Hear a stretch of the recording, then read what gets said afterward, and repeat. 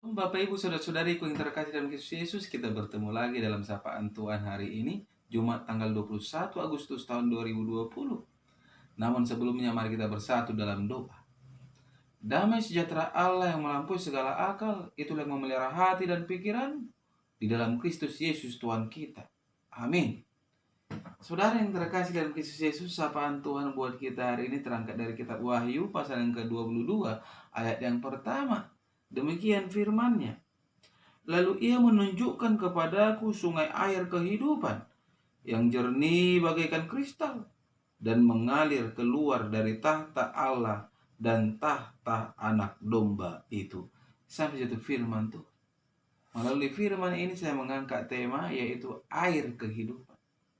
Saudara yang terkasih, kitab Wahyu merupakan suatu pengwahyuan yang diberikan Tuhan kepada hambanya Yohanes ketika dia terbuang di Pulau Patmos. Wahyu itu berbicara bagaimana kehidupan manusia yang telah berlalu dan sedang terjadi dan akan terjadi. Kalau kita melihat kebenaran firman Tuhan saat ini adalah bagian yang akan terjadi. Suatu rahasia diberitahukan agar ada suatu pegangan hidup dalam setiap orang percaya. Yang rahasia itu telah diungkapkan agar kita tidak ganggu dan ragu dalam menjalani kehidupan selaku orang-orang percaya kepada Kristus Yesus.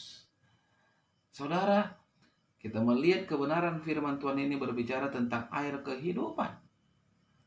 Berbicara air, tidak bisa dipungkiri air adalah kebutuhan yang paling hakiki dalam kehidupan ini. Coba bayangkan bila air PDAM mengalami gangguan selama 1-2 hari saja. Semua orang pasti akan panik. Yang luar biasa. Begitu pula apabila terjadi musim kemarau di mana hujan tidak datang. Masalah pasti akan terjadi di mana gagal panen akan muncul. Menurut ilmu kesehatan, saudara-saudara, manusia hanya bisa bertahan hidup tanpa air alias menahan haus maksimal 3-5 hari.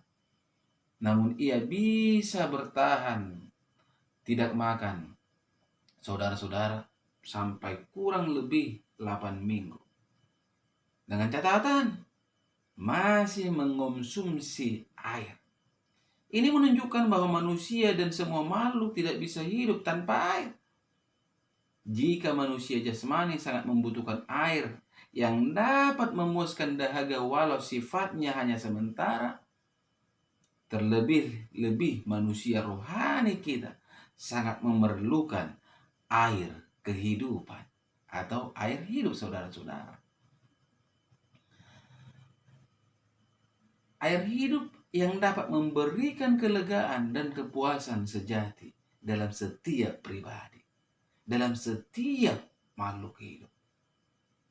Di masa sekarang ini banyak orang mengalami kekeringan, kegersangan iman, kegersangan rohani, kehausan rohani. Beratnya pergumulan hidup dan berbagai kesibukan dunia membuat orang mudah sekali mengalami stres dan frustasi. Dalam kondisi seperti itu, orang sangat membutuhkan air hidup atau air kehidupan. Melalui sapaan ini diterangkan kepada kita bahwa air kehidupan itu ada pada Yesus dan Tuhan.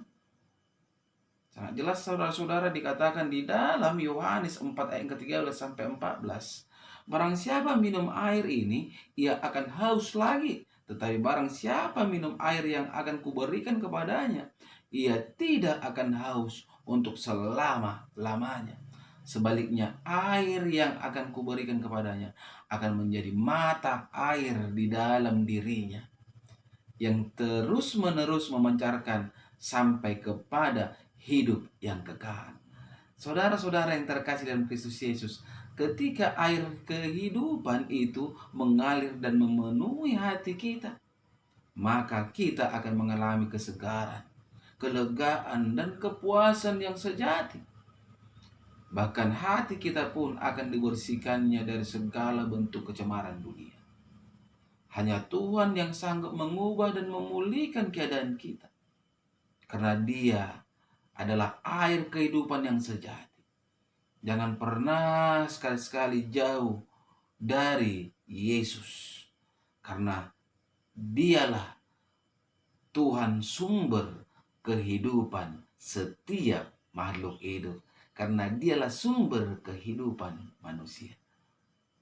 Artinya ketika kita mau menjauhkan diri daripada Tuhan, secara tidak langsung kita rindu hidup kita mengalami kehancuran dan kematian.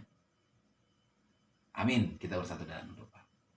Terima kasih Bapa di surga untuk kebenaran dari firman-Mu yang telah berkumandang melalui media YouTube ini.